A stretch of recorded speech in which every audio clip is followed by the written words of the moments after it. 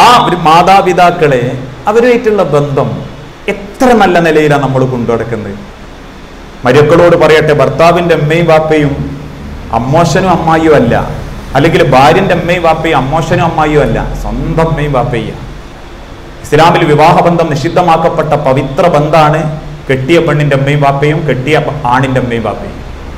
അതുകൊണ്ട് തന്നെ അവരെ സ്നേഹിക്കുക. ഇന്ന് നമ്മളെ തിരക്ക് ഉമ്മ ഒന്ന് കാണണം എന്ന് ആഗ്രഹം പറഞ്ഞ ചില മക്കൾ തിരിച്ചങ്ങോട്ട് പറയുന്ന കാരണങ്ങൾ എന്തൊക്കെയാ? അലക്കാനുണ്ട്, തിരുമ്പാനുണ്ട്, മക്കൾക്ക് ട്യൂഷന് പോകാനുണ്ട്, പിന്നെ പൊരയൊന്ന് അടിച്ച് വൃത്തിയാക്കണം എന്നുണ്ട്. നിങ്ങൾക്ക് അറിഞ്ഞൂടെ ഉമ്മ എൻ്റെ തിരക്ക്. ഇനി ആണിനോടാണ് പറയുന്നതെങ്കിൽ ഓൻ പറയും, ഉമ്മ നിങ്ങൾക്ക് എൻ്റെ തിരക്ക് അറിഞ്ഞൂടെ, പോകണം, വാങ്ങണം, അധ്വാനിക്കണം, ചെലവാക്കണം, കൊണ്ടുവരണം, അങ്ങോട്ട് പോകാണ്ട് ഇങ്ങോട്ട് പോകാണ്ട് ഒന്ന് പുറത്തിറങ്ങണം എന്ന് തോന്നിയാൽ പോലും പറ്റണില്ലമ്മ എന്ന് പറയും. ആ തിരക്കൊക്കെ ഒയ്യുന്നൊരു സമയമുണ്ട്. ആ സമയത്ത് നമുക്ക് ബോധ്യപ്പെടും അതെപ്പോഴാ? നമ്മളെ തിരക്കൊക്കെ തീർന്ന് നമ്മളെ മക്കൾ നമ്മളെ നോക്കാതിരിക്കുമ്പോൾ അന്ന് നമുക്ക് ബോധ്യപ്പെടും ആ തിരക്കിൻ്റെ ഇടയിൽ ഒരു മിനിറ്റ് മാക്കും പാപ്പാക്കും കൊടുത്തീനെ അതെത്ര അവർക്ക് സന്തോഷം ഉണ്ടാകുകയോ അതുപോലെ എൻ്റെ മക്കൾ ഇപ്പം എനിക്കൊരു മിനിറ്റ് തന്നീനെ എനിക്ക് സന്തോഷം ഉണ്ടാവില്ല. അതിനാണ് അന്നുണ്ടാകുന്ന ആ കുറ്റബോധവും നീറലുണ്ടല്ലോ, അത് മരിച്ചാലേ നമ്മളെ വിട്ടുപോകും. ആ മക്കൾക്ക് അള്ള കൊടുക്കുന്ന ഒന്നാമത്തെ ശിക്ഷയാണത്.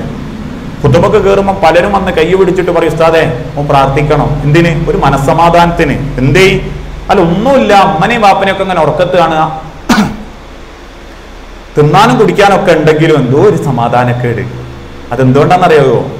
ആയുസ് തീരുന്നവരെ ഉമ്മനെയും വാപ്പനെയും നല്ല നിലക്ക് നോക്കിയില്ല. പിന്നെ അവസാനം അവരൊക്കെ മരിച്ച് കബറിലേക്ക് വെച്ച് സ്വന്തം മക്കൾ നമ്മളെ നേരെ തിരിഞ്ഞേക്കുമ്പോൾ നമ്മളെ മനസ്സിങ്ങനെ പൊള്ളും, ഇതെനിക്ക് കിട്ടണ്ടിയാ, എനിക്കിത് കിട്ടണ്ടിയാ. കാരണം എന്താ? അമ്മനെയും ബാപ്പനെയും നോക്കാത്തതിന് പടച്ചോൻ തരിക.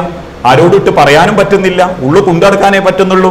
ആ കുറ്റബോധവും വേജാറും നീറലും ഉണ്ടല്ലോ മക്കളെ, അത് നമ്മളെ മണ്ണിലേക്ക് വെക്കുമ്പോഴേ തീരും. അതുവരെ പടച്ചോൻ തരുന്ന ശിക്ഷയാണ്.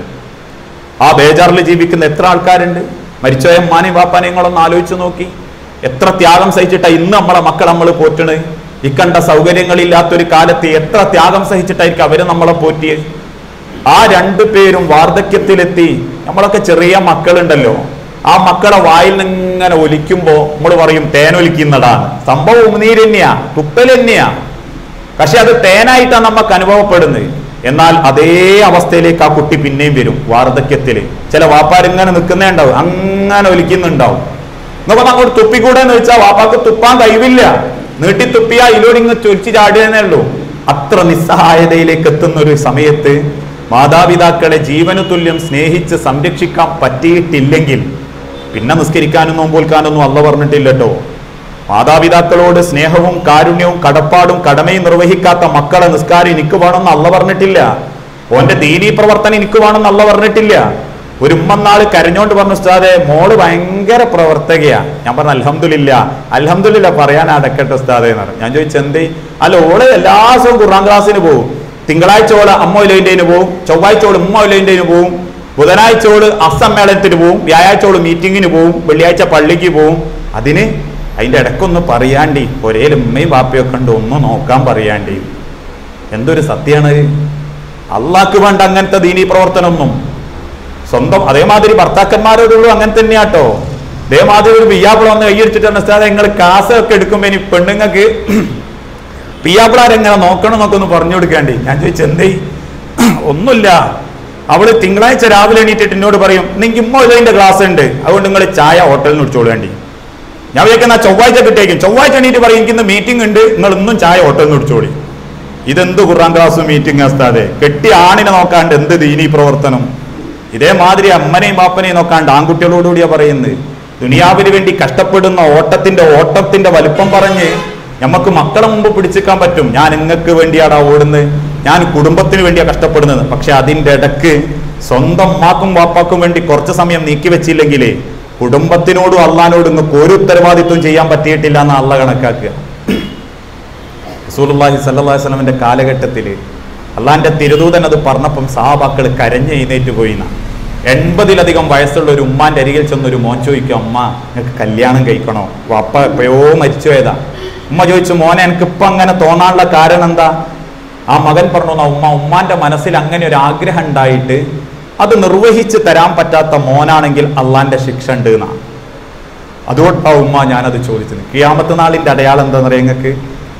ലാ തഖൂമു സ്സാഅ, അന്ത്യനാൾ വരികയില്ല. ഞാൻ ഇങ്ങനെ സംസാരിക്കുന്നത് എനിക്ക് വയ്യാത്തതുകൊണ്ടാണ്. 21 ദിവസമായി യാത്രയും പ്രസംഗവും തന്നെ. ഒരു തീവ്ര പ്രസംഗം ഞാൻ നടത്തിയാൽ പ്രത്യേകിച്ച് ഈ സമയമാണ് നിങ്ങളൊക്കെ പട്ടിണിയാണ്, ഉറക്കം താനേ വരണ്ടാന്നും കരുതിയിട്ട. ഏതായാലും അള്ളാന്റെ തിരുതൂം പറഞ്ഞ വലിയൊരു സത്യം, അത്രക്കുൽ ഉമ്മ വഹിബ്ബു സൗജ, ഖിയാമത്ത് നാളിന്റെ ഒരു അടയാളം മാതാപിതാക്കളെ അവഗണിക്കും, സ്വന്തത്തെ അതായത് സ്വന്തം ഭാര്യനെയും മക്കളെയും സ്നേഹിച്ചു തുടങ്ങും. ഇത് ഖിയാമത്ത് നാളിന്റെ ഒരു അടയാളമാണ്. ആ അടയാളം ഇന്ന് സത്യമാണ്. ഒരു ഉമ്മ സങ്കടം കൊണ്ട് അടുത്ത് വന്ന് കരയാൻ തുടങ്ങിയ ഒരു പെണ്ണിന്റെ ക്ലാസ്സിന് ശേഷം, ഒരു സ്ത്രീകൾക്കുള്ള ക്ലാസ്സിന് ശേഷം. അപ്പൊ എന്താ ഉമ്മ പറഞ്ഞതറിയാം? ഞാൻ ഇതേ ഹദീസ് പറഞ്ഞപ്പോ അമ്മ പറയാ, സത്യ ഉസ്താദേ, കാരണം എന്താണെന്നറിയോ, എൻ്റെ മോൻ രാവിലെ എണീറ്റ് പോവും, ഓൻ ഇറങ്ങുമ്പോ എന്നോട് സലാം പറയും, ഞാൻ മനസ്സ് തുറന്നിട്ട് ഓന് വേണ്ടി പ്രാർത്ഥിക്കല. കാരണം 2 അക്കടുള്ള വണ്ടിയിലാവും പോണത്. ഞാൻ ഓൻ വരുന്നവരെ കാത്തുക്കും, എനിക്ക് ഓനൊന്ന് കണ്ടാലേ അകത്തേക്ക് പോകാൻ തോന്നും. അങ്ങനെ കയറിപ്പോകുന്ന ഒരു ദിവസം ഓൻ വന്ന് ഓൻ ആടൊന്ന് ചുറ്റിത്തിരിഞ്ഞു. കയറുന്ന ഭാഗത്ത് ഒരു ചെറിയ ആട്ടുംകൂടുണ്ട്, ആട്ടുംകൂടിന്റെ അടുത്ത് ഓനൊന്ന് ചുറ്റിത്തിരിഞ്ഞു. ഞാൻ എന്തെങ്കിലും ആട്ടെ എന്ന് കരുതി ഞാൻ അങ്ങ് ഓനെ കണ്ടപ്പോൾ അകത്തേക്ക് പോയി. ഈ മോൻ ആടെ ചുറ്റിത്തിരിഞ്ഞ് എന്തിനാണെന്നറിയോ? ഓൻ്റെ ഓള് പറഞ്ഞ പോലെ മസാലദോശ വേണമെന്ന്. എന്നിട്ട് അത് വാങ്ങിക്കൊണ്ടുവന്നിട്ട് ഉമ്മ കാണാണ്ടിരിക്കാൻ അത് ആടെ പതുക്കെ ആട്ടുംകൂട്ടിന്റെ സൈഡിൽ വെച്ചിട്ട് ഓൻ അകത്തേക്ക് കയറിയതാ. എന്നിട്ട് ആ ഉമ്മ ചോദിക്കുന്ന ഒരു ചോദ്യം ഉണ്ട്, ഉസ്താദേ, എൻ്റെ മോൻ എനിക്ക് ഒന്നും തരണ്ട, ഞാൻ ഓനെ കാണാൻ നിന്നതാ, എനിക്ക് ഒന്നും തരണ്ട, എനിക്ക് ഓനൊന്ന് കണ്ടാൽ മതിയായിരുന്നു. പക്ഷെ ഞാൻ കാണാതിരിക്കാൻ എന്നെ മറച്ചു വെച്ചിട്ട് ഓനെ കൊണ്ടുപോയത് കണ്ടപ്പോ എനിക്ക് പൊറുക്കാൻ പറ്റുന്നില്ല ഉസ്താദേ. കാരണം ആയ കാലത്ത് ആ മറ്റുള്ളവന്റെ പൈസക്കാരന്റെ പുരയിൽ നെല്ലുകുത്തിയും കുത്തിക്കിട്ടിയ ഉമിയിൽ പഞ്ചസാരട്ടയും പോറ്റിയതാ ഞാൻ എൻ്റെ മക്കളെ. ആ മോനൊരു മസാലദോശക്ക് വേണ്ടിയിട്ട് എൻ്റെ കണ്ണിന്ന് മറച്ചു പിടിച്ചു കൊണ്ടുവന്ന് കണ്ടപ്പോ എനിക്ക് സത്യം പറയാലോ ഉസ്താദേ, അവന്റെ മുമ്പെന്ന് മരിച്ച ആളിനൊന്ന് തോന്നിപ്പോയി. ആ പാപമൊന്നും ഒരിക്കലും തീരൂല മക്കളെ. നമ്മളൊക്കെ പറയല്ലേ, ചെറുപ്പം ഒരു ചോദ്യം അല്ലെങ്കിൽ എന്തെങ്കിലും ഒന്ന് കൈമക്കരുതല്, അത് മതിയാകും. അവർക്ക് സന്തോഷിക്കാൻ. കൂടെ കൈ പിടിക്കൽ മതിയാകും. ചില മക്കളോട് പറയാറുണ്ട്, ഉമ്മാക്കൊന്ന് ഡോക്ടറെ അടുത്ത് പോകണമെന്ന് പറഞ്ഞാൽ അവർക്ക് നേരം കിട്ടൂല. പക്ഷെ അവന്റെ കൂട്ടുകാർ പറയാ, എൻ്റെ ബൈക്കല്ലേ, ഈ ഒന്ന് ആടെ ഇറക്കിക്ക, ആ കൂട്ടുകാരനെയും കൂട്ടിയിട്ട് ഓനെ ഇറക്കാൻ പോകും. അപ്പൊ നിങ്ങളും വാപ്പയും തമ്മിൽ എന്താ ബന്ധം? കൂട്ടുകാരനേക്കാളിലും വലിയ ബന്ധാ. ആ തിരിച്ചറിവാണ് നമുക്ക് ഉണ്ടാവേണ്ടേ. ആ അമ്മാന്റെ ഒപ്പം ഒന്ന് ഡോക്ടറെ അടുത്ത് പോകാൻ ഇങ്ങി പോരോളോ എന്ന് ചോദിക്കുമ്പോഴേ കോള് പറയും, തിരുമ്പാന് അലക്കാൻ നിങ്ങള് ഓളെ വിളിച്ചോളി.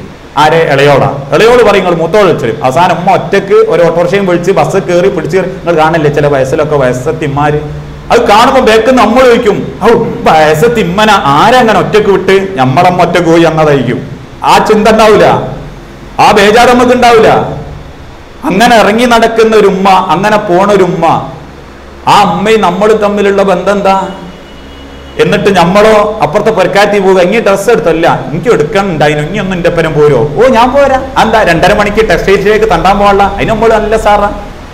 റോട്ടുമലേക്ക് ഇറങ്ങാനും ഓലപ്പരം പോകാനും ഓൽക്കൊരു കാവലിക്കാനും ആ കാവലായിട്ട് ഓളപ്പരം പോകാനൊക്കെ നമ്മൾ റെഡിയാ. സ്വന്തം പെറ്റമ്മ, ജന്മം തന്ന വാപ്പ, ഇനിയൊന്നും എൻ്റെ പരം വാമോനെ എന്ന് പറഞ്ഞാൽ നമുക്ക് 100,000 കാരണങ്ങളാണ്. ഞാൻ കുറ്റായിട്ട് പറയല്ല.